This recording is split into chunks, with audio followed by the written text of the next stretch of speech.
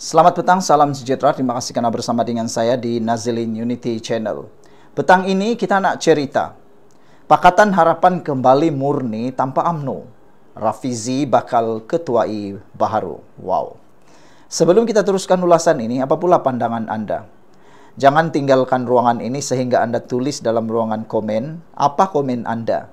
Patutkah Pakatan Harapan dan UMNO memikirkan semula rancangan mereka ini?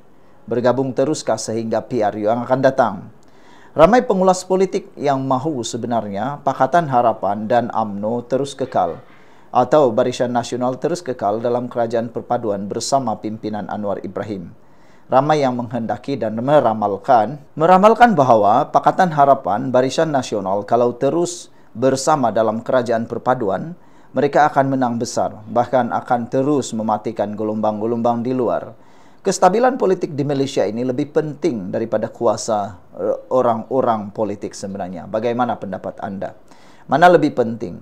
Ego politik, ego parti politik, ego pemimpin-pemimpin tertentukah? Ataupun kestabilan politik yang sepatutnya dikejar?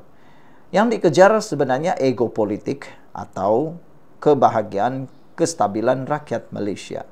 Itu sebabnya ada juga yang setuju supaya Pakatan Harapan kekal bersama Barisan Nasional. Apa pendapat Anda? Tapi, kalau Pakatan Harapan kembali murni tanpa UMNO, bergerakkah kerajaan ini? Mampukah terus stabil? Kalau Rafizi bakal ketua baharu, apa jadi? Sebelum saya teruskan ulasan kali ini, saya nak perkenalkan kepada Anda, ini Transofactor for Life. Ini bukan obat, ini bukan makanan biasa-biasa. Ini adalah terapi imun yang membantu meningkatkan daya imun badan kita menjadi kuat. Dengan terapi imun ini, imun badan kita menjadi kuat dan bebas daripada penyakit. Secara umumnya, kita kena penyakit kerana imun badan kita yang lemah dan imun badan kita yang bodoh. Dengan imun badan kita yang lemah dan imun badan kita yang bodoh, kita kena penyakit dan kita kena pelbagai penyakit yang paling bahaya. 3 serangkai, kencing darah tinggi, darah, kanser, sakit kulit, sakit kepala, sakit mata, macam-macam lah. Tapi dengan peningkatan daya imun tubuh badan kita, ada askar dalam badan kita yang menyerang penyakit-penyakit itu sehingga kita jadi sembuh. Dengan Transofactor juga imun badan kita dididik supaya mengenal semua jenis penyakit, virus, bakteria yang ada dalam badan kita supaya kita jadi kuat dan sehat melawan penyakit. Secara umumnya itu adalah Transofactor for Life. Produk ini lulus KKM, diperakui oleh semua doktor-doktor di seluruh dunia dan produk ini adalah produk yang halal. Baiklah. Jadi kita nak cerita sekarang pendapat Anda. Perlukah Pakatan Harapan kembali murni tanpa UMNO? Dan bolehkah Rafizi memimpin gabungan parti politik baharu? Adakah era kerajaan Pakatan Harapan UMNO bakal tamat? Apakah Rafizi sedang bersedia jadi pemimpin sebenar Pakatan Harapan yang murni semula? Isyarat perubahan makin kuat, kita kupas sekarang. Semalam, Rafizi Ramli telah menyatakan tiada keperluan untuk membentuk parti baharu. Kata Rafizi, pembentukan parti politik yang baharu boleh mendatangkan ketidakstabilan dalam politik negara. Makna kata Rafizi masih sayang pikir dan Rafizi masih berpikiran waras. Berbanding dengan pemimpin-pemimpin lain, mereka lompat sini sana tinggalkan parti gara-gara hanya kejar kuasa. Rafizi punya prinsip. Retak dalam perpaduan, persoalan pertama. Sejak PRU 15, PH dan UMNO berpakat demi membentuk kerajaan perpaduan. Tapi jangan lupa, ini bukan cinta, ini perkawinan paksa. Yang mana gara-gara tiada pemimpin atau tiada parti politik yang dominan ketika pilihan rakyat tersebut. Oleh sebab itulah yang di Pertuan Agong terpaksa bertitah dan menghendaki supaya diwujudkan kerajaan perpaduan. Kini ramai dalam Pakatan Harapan mula rasa tak selesa, terutama faksi reformis yang dipimpin Rafizi. Mereka mula suarakan sudah tiba masa kembali kepada prinsip asal Pakatan Harapan. Rafizi sendiri pernah berkata, kalau PH terlampau berkompromi, kita akan hilang kepercayaan rakyat, kata Rafizi. Apa maksud Pakatan Harapan murni?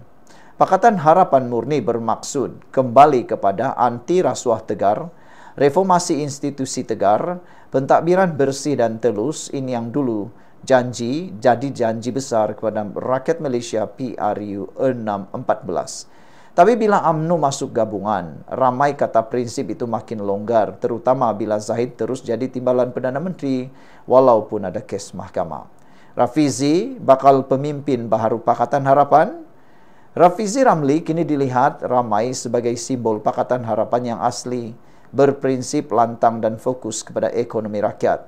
Lepas letak jawatan sebagai Menteri Ekonomi, banyak pihak anggap ini bukan pengunduran tapi persiapan. Dia mungkin sedang menjarakkan diri untuk susun kekuatan, kumpul akar umbi dan tampil semula sebagai pemimpin utama Pakatan Harapan menjelang PRU 16. Apa jadi kalau UMNO ditinggalkan? Kalau Pakatan Harapan berpisah dengan UMNO, senario baru boleh muncul. Pakatan Harapan kembali jadi blok progresif bersih. Muda, NGO, tokoh muda boleh masuk gabungan. Lebih mudah dapat sokongan anak muda dan pengundi atas pagar. Tapi risikonya besar juga. Mereka bakal kehilangan kerusi parlimen yang sekarang hanya wujud hasil gabungan. Kalau tanpa UMNO, mampukah Pakatan Harapan pertahankan Putrajaya? Anwar lawan Rafizi. Persoalan paling kritikal, adakah Anwar akan sokong Pakatan Harapan murni ini?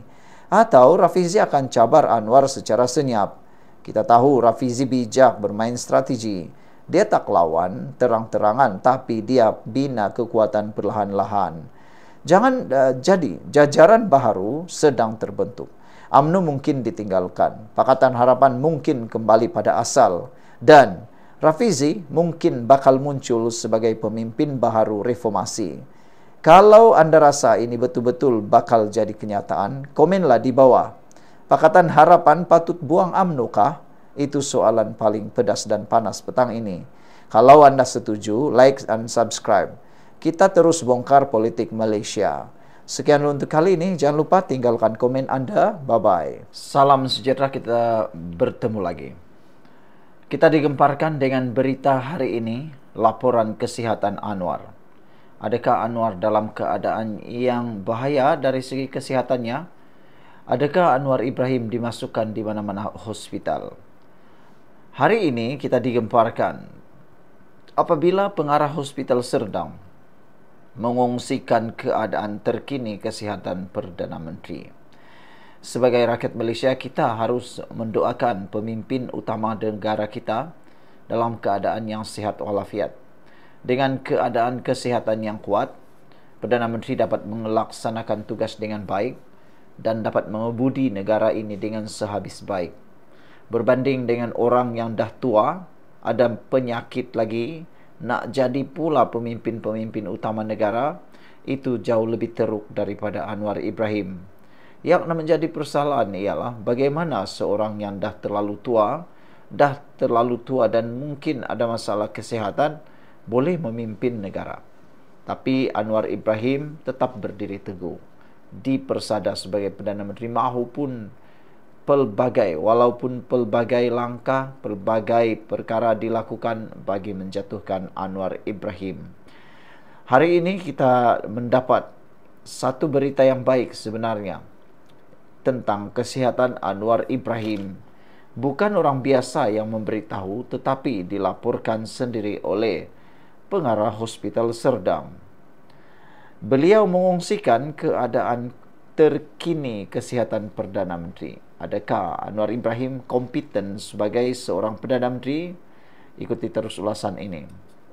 Baiklah, saudara-saudara sekalian, ini Transovector Folite. Ini bukan ubat, ini terapi imun meningkatkan daya imun badan kita sehingga 400%. Kita kena penyakit kerana imun badan kita yang lemah dan rendah. Kita juga kena penyakit kerana imun badan kita yang bodoh. Hanya dengan peningkatan daya imun badan, kita sembuh dari semua jenis penyakit. Hanya dengan peningkatan daya imun badan, kita boleh melawan penyakit daripada dalam. Produk ini lulus KKM, diperakui oleh doktor di seluruh dunia dan merupakan ada sijil halal dan juga lulus KKM. Siapa yang berminat untuk mendapatkan produk ini bagi menyelesaikan masalah kesihatan yang membelenggu anda selama ini, hubungi nombor yang tertera. Baiklah, Perdana Menteri Datuk Seri Anwar Ibrahim telah menjalani pemeriksaan kesihatan umum tahunan di Hospital Sultan Idris Shah Serdang hari ini.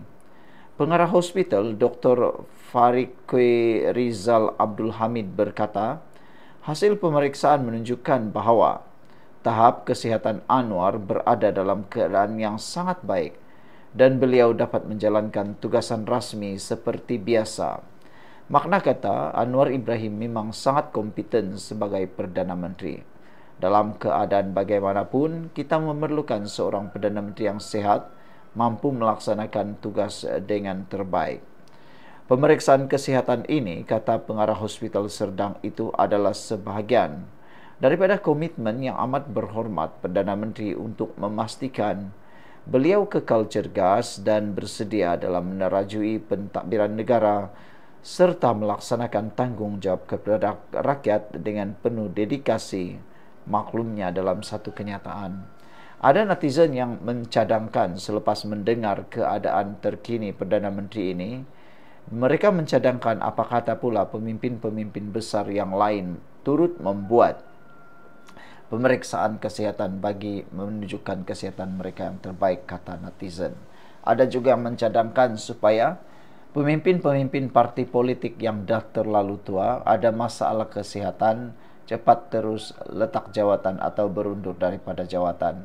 Ini bagi menjimatkan kos kerajaan merawat dan juga membantu dalam urusan-urusan berkaitan dengan kesihatan mereka. Selain itu, bagi mengelakkan pilihan raya berlaku secara mengejut yang pastinya akan turut menelan belanja.